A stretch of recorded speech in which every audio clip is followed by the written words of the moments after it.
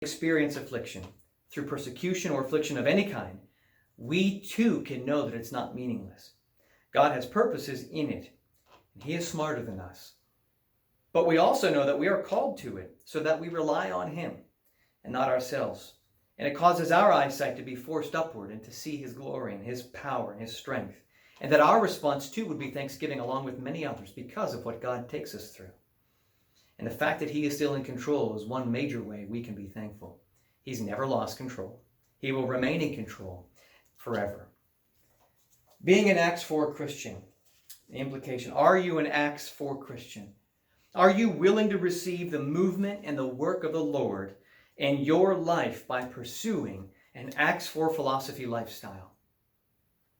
It's through the valley of the shadow of death that we most clearly see the clarity of the light of the world. He is not a shadow. His presence is what David describes in Psalm 16:11 this way: "You will show me the path of life. In your presence is fullness of joy. At your right hand are pleasures forevermore." Consider this as you consider the Acts 4 philosophy. Be a follower of Jesus who's a proclaimer, a person of instinctive prayer, a person who lavishly gives both the gospel and material things for the gospel's sake, and eventually a person who is persecuted and or will experience trial and affliction and suffering. And as you consider the Acts 4 philosophy, consider the consequence of all those who have gone before you with this as their path of life, which is fullness of joy and pleasures forevermore.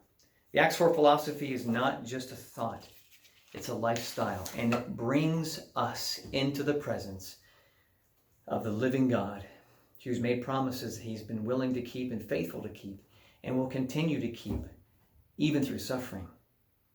The Acts 4 philosophy is a people who are proclaiming people, a prayerful people, a people who give, and a people who in suffering never lose sight of the one who's never lost control.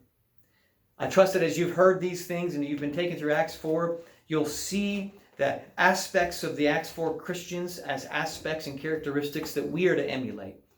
And I trust that as the Spirit leads you through this study, He will move you to want to live that way for the joy that's set before you and being faithful to the truth of the Word. May God bless you as you commit to these truths. Bye.